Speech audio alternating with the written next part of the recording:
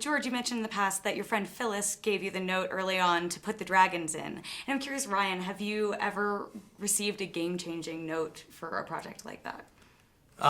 We actually got, I have to give my agent, Teresa Kang, credit, gave the note very early on, take the aliens out. And there was some talk about showing something in the pilot, and this was long before it was really even, I mean, it might have been a first draft of the script at that point. But it was such a great note because it made it very clear to us. We were trying to toe the line of, this is definitely a science fiction show, but we don't want to really spend a lot of time with them.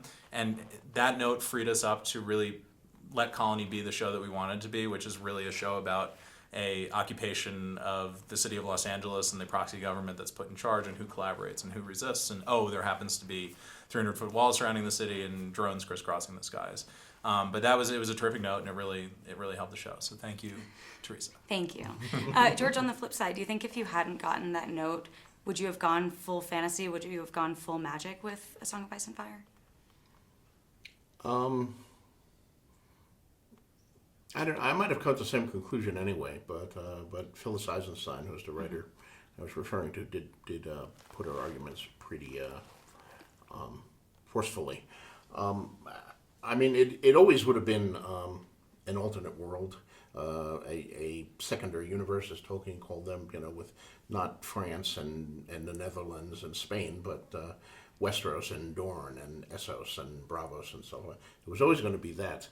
The question was, should the fantasy elements be overt, or should they be almost science fiction elements in disguise? And that was the other thing I was playing with, that there would be people who commanded what would seem to be magical fire powers, but maybe they were just pyromancy, psionic ability to create blasts of fire with your mind. But I went with the literal dragons instead of the figure of dragons, because dragons are cool and expensive to do on film, mind you, but worth it and cool. Yeah. So I'm gonna ask a question. Please, I would love that. So was the plan that the dragons existed and now were extinct as they kind of were in the world, and the note was to actually bring them back alive in the show, or was that the... No, that Phyllis's note, and this goes all the way back to like 1991 or 92, but long before any of the books were written or published.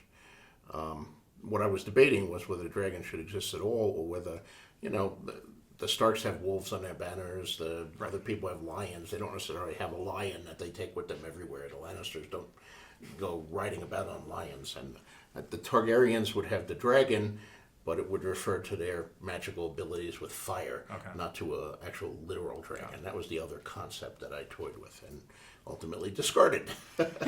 So I think that was the right choice. We like the dragons. Yeah, we like the dragons. We're okay with the dragons, expensive or not.